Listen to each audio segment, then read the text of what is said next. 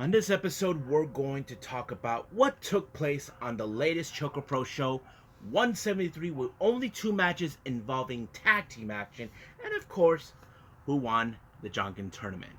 And plus, we're also going to have day one by New Japan Pro Wrestling's Best of the Super Juniors. So those who don't know what that is, the Best of Super Juniors, these are competitors who are amongst the best that will be competing to have a chance, the challenge for the IWGP Junior Heavyweight Championship, and of course, you should know the champions involved. So, let's get started with another episode of Deleted Wrestle Zone.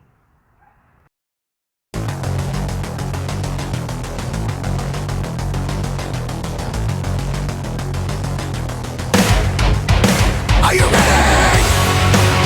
Get up, get up! Get up, get up! Get up, get up! Get up, get up! Get up, get up! Get up, get up!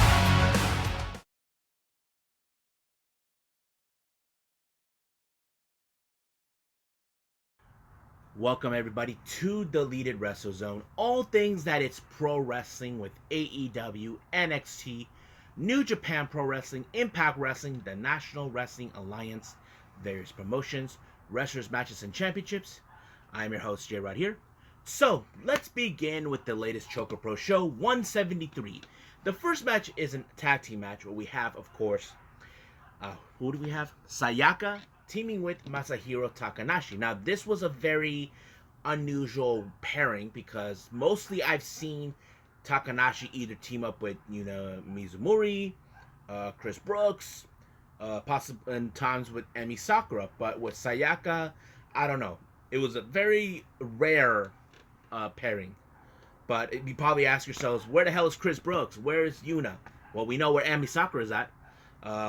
Chris Brooks, I'm assuming he's probably doing his work with DDT, and Yuna, I heard that she left with Minoru Fujiwara to do some shows outside of Tokyo. That's pretty much it. But their opponents is Too Much Energy, Chiko Shikawa, and of course, veteran wrestler. You may know her from Stardom as Fukigen Death. She goes by her real name, Kaori Yumiyama. So, if you guys know who she is a well-known high-speed wrestler, one of the best ones that we ever seen. This was a very good pairing, in my opinion, because when I look at Yonayama, she has a way of how she does things, and I feel like the pairing with her and Chi is great. You know, they have like similar high energy, despite you look at Yonayama, she is a high speedster. I think it was great. But however, I had that distinct feeling that they were going to win. Not because of their talent. Because there are times when we see tag teams, there's always the weakest link. And I hate to say it, but I think the weakest link in the opposing team between Takanashi and Sayaka, it was Sayaka.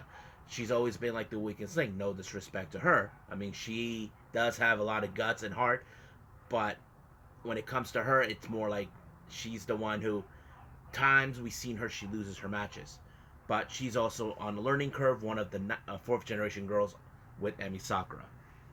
Now, our next match is another tag team. We have, of course, Chin Black Komanachi, consistent of Tokiko Kiyahara, and of course, Antonia Honda taking on Sayaka Obihiro and Balinaki. Now, once again, I said this, between Balinaki and Sayaka Obihiro, they are a rare pairing. Now, I know that Balinaki has not been in a good place at the moment since he was unable to have some good wins, especially losing the interim four-way match. But he hasn't forgotten about Shin Black Komanachi, or these guys are devious and everything else. But however, I did not expect them to win, but somehow it did. Basically, they won the match by pinning Sayaka Obihiro. Luckily, it wasn't Balinaki. I know he can shake that off. I mean, if it was him who got pinned, it would be on him. But no. Now, for the Jonkin tournament, there was a lot of variable, but I was surprised that somehow she was able to go all the way to the top. In the finals, she ended up facing off her tag team partner, and I'm talking about Kaori Yomiyama. She actually ended up in the finals with Chi, and it was a single strike. Basically, she went rock right in front of her, and boom, it was over. While Chi went scissors, bam, it was over. So basically, it was a good show. I can't wait to see what's going to happen in the following. But right now, I think it's time we all move on to New Japan Pro Wrestling Best of the Super Juniors.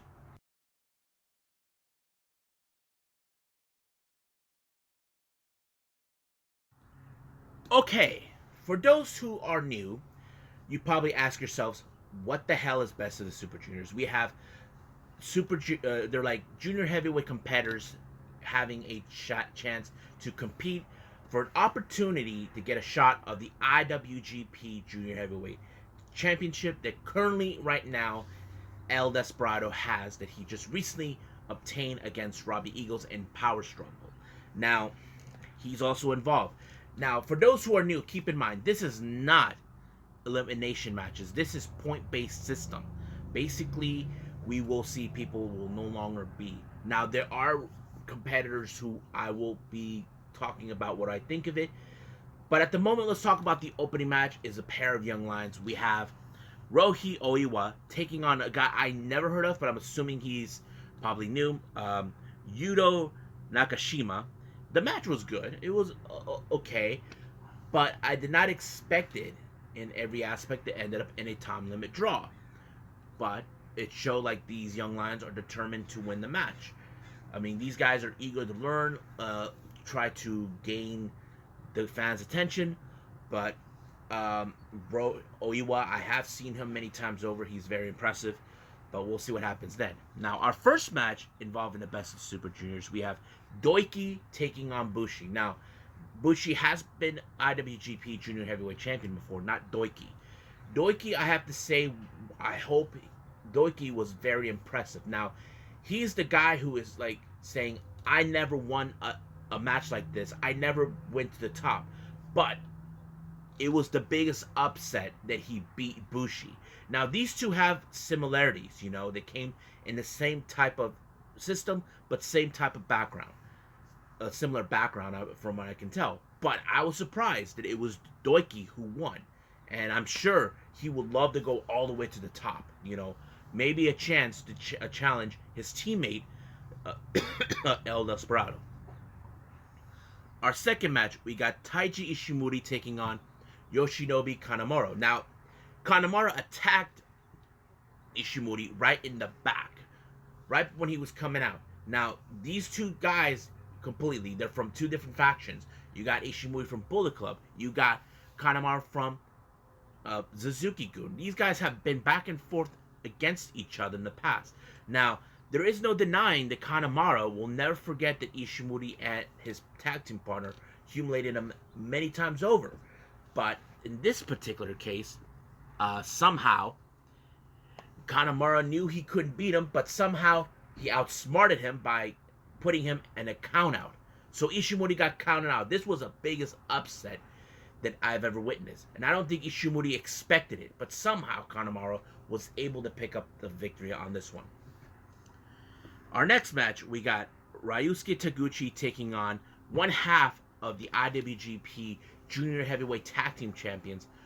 And of course, he was recently the former IWGP Junior Heavyweight Champion, Robbie Eagles. Now, this was a very interesting match because I know these two guys. Taguchi, he's been champion before, but the real question is, how much unfocused is Robbie Eagles is going to be? Like, thing is this, we know he's been desiring to get this title for a very long time, but now he has a chance to maybe win the entire thing.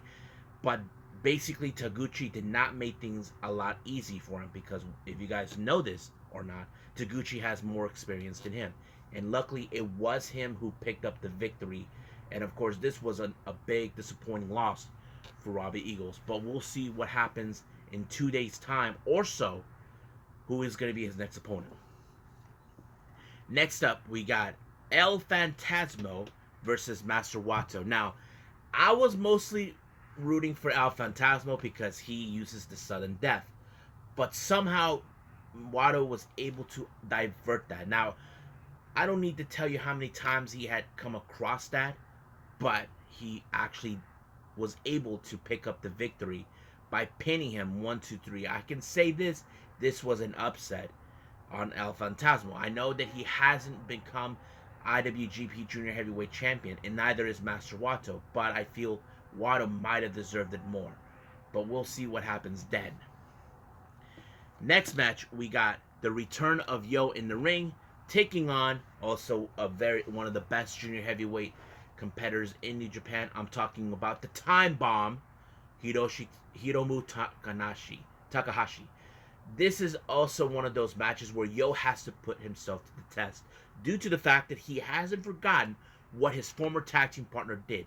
Sho, if you guys remember, tried to tell him, just quit. You don't deserve to be here. But he's back.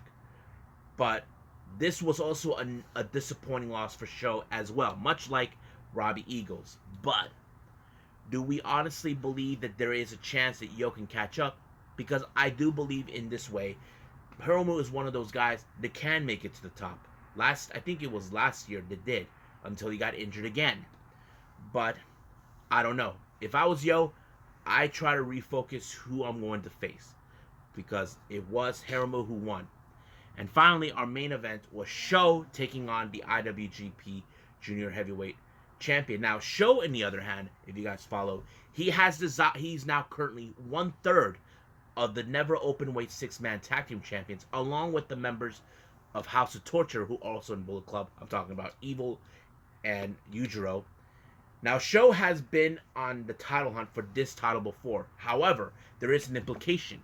If Sho was able to pin El Desperado, he may have an opportunity to get a shot of the title before whoever wins or after this whole tournament's over. But of course, I had a feeling that they were going to show up. House of Torture, Yujiro and Dick Togo showed up and tried to ensure Sho wins. This is their new ways to ensure Sho wins, because we know Sho is desiring to win this title no matter what. Of course, the cheating tactics worked with Dick Togo using the garage, and that's pretty much what took place. But of course, he had to be standing on his body. But even though there was no English involved, I have this distinct feeling Sho is declaring that he's going to win the entire thing. I'm like, no shit, because he has the House of Torture. And I was hoping Desperado was going to have Kanemaru have his back. But I don't know what happened. But we'll see what happened in the next couple of days or weeks in this tournament. It's too early to tell, but I can tell you this: the only people that got 2 points in this tournament is Doiki, Kanemaru, Taguchi, Master Wato, Hiromu, and Sho. All of these guys got 2 points, so they're right now good. But we'll see what's going to take place in the next couple of days. Okay, so I think that's it right now, what we got. So I will do another video as soon as possible, because right now I'm waiting for AEW Full Gear to start. I already have it ready to watch it. I'm up for it. And I will do a review right after it. But at the same time, I will be following. Hopefully, I can catch up with the other events by GCW and possibly New Japan Strong. But we'll see what happens then, because there's going to be a lot of wrestling taking place in this matter. But for now, I'll see you guys on the next episode. So I must bid all of you adieu. So goodbye. Mwah. And have a nice day. Bang.